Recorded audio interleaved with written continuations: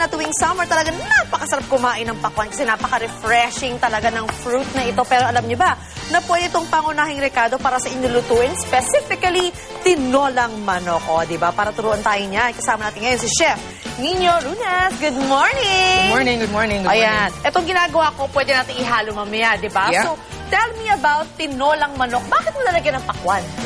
Pakwan kasi, no, summer, medyo mas magandang kinakain yung pakwan pag summer, no? That's kasi true. very refreshing. Tsaka ang dami talaga, all over. Tsaka para maiba naman yung nakasanayan natin na papaya and sayote.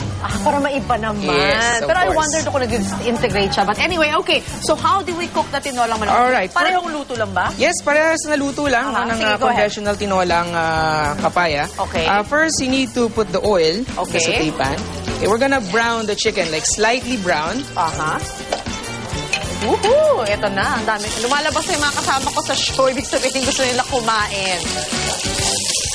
Woohoo! I love chicken. Alright, so habang ginagawa mo yan, Chef, ano ba nutrients talaga makukuha natin mula sa tinolang manok? Well, sa tinolang manok, very high source siya ng protein because That's of the true, chicken. because of the chicken. Yeah, and then vitamin B6, selenium, phosphorus, and potassium. Ayoko. And for the pakwan, very high, ano naman siya, high siya in the Water vitamin siya C. vitamin C. Kasi marami sa kanya water. That's why a lot of dieters like eating pakwan pag summer kasi refreshing na. Hindi pa sila gaano nag-gain ng weight. Yes, kasi there are exactly. some fruits na mataas ng sugar. Anyway, mataas sa vitamin C, calcium, vitamin A, at niacin, diba? Ang pakwan. So, kain lang tayo ng pakwan. Napaka-refreshing. Hindi lang kakainin. Actually, pwede yung painumin. Ang sarap kaya ng pakwan shake, diba? Yeah. Okay, so yung chicken, iba-brown mo lang. Iba-brown mo lang siya. So, hindi mo siya gagawing fried chicken naman? No, siguro, hindi naman siya fried chicken. Okay, Yes. so browning lang, and then?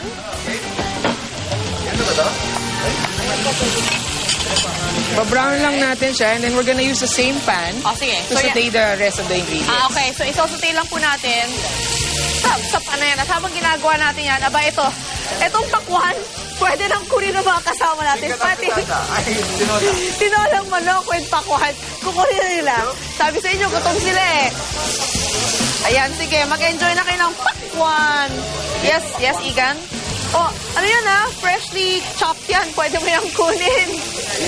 I love chopping. Ayan, Alright, okay. so pagkatapos na mag-brown, at tanggalin na natin siya. Yes. Ayan, natigan nyo yung brown lang talaga, hindi siya lutong-luto. Hindi siya lutong-luto. Hindi siya lutong-luto. Huwag nyo antayin sobra siya ma-fry kasi fried chicken na yung gagawin nyo. Although ako personally, I love fried chicken. Who doesn't? Come on.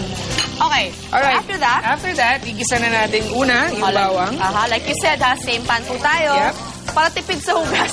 Para tipid sa hugas. Exactly. Tsaka tipid sa sa oil. Sa oil, yes. Ayan, sige. Lagyan natin ng more Saka pakwan makukuha natin yung flavor, no? That's true. Oo, ng chicken nandiyan na kasi. Ihalo ko na yung sibuyas.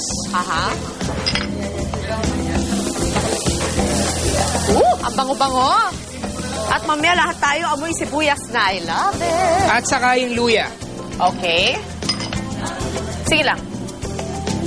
Nagtatago ako sa likod ni Chef. Ayaw mausukan. Kasi lahat ng usok nasa akin araw-araw. The hair smells like onions. Okay. So, And then, ibabalik natin yung chicken. Ayan, napakasarap. And then, we're gonna add in the pakwan. Okay, itong pakwan na to, blender na ito, puree. Okay. Tanggalin nyo yung buto, So, basically, wala na yung water. We're not putting water anymore kasi pakwan na siya. Yun na. Again, pakwan is high in water, so you don't need in to add place water. of water, gamitin nyo ang pakwan. Yeah. And then, you season with some fish sauce. Patis. And some pepper. Okay. Okay, pagkulo, we're gonna add in the talbos ng sili. Sige, lagay mo lang yan. I'm sure may kakain pa rin yan. So, talbos ng sili. And then, just let this thing boil. Ayun na yun. Pag na-boil na siya, pwede na siya i-serve. Pwede na siya So, i-serve. gano'ng katagal bago siya natin maisa-serve? 10 to 15 minutes. Okay. Huwag nyo na masyado sunugin, Pero ayan, sige. Ayan, gagawin nyo lagay talbos ng Sili. Sili. Pwede bang talbos sa kamote or ibang talbos? Basta talbos. Basta talbos. Oh. Basta Pwedeng talbos, malunggay. pwede, Yeah, ah. pwedeng- Uy, I love malunggay. Yeah. Uy, maraming vitamin C malunggay. Kung gusto nyo talagang super healthy ang pamilya, why not? Alright, maraming salamat, Chef Nina. Alright, Thank you so much. That looks really good. And my friends are already enjoying it. Ay, nag-enjoy na yung mga kasama natin. The Salakay Gang has already made salakay. Ayan. Ayan po ang tinolang manok with pakwan. Babalik po agad ang unang hire. Pakwan!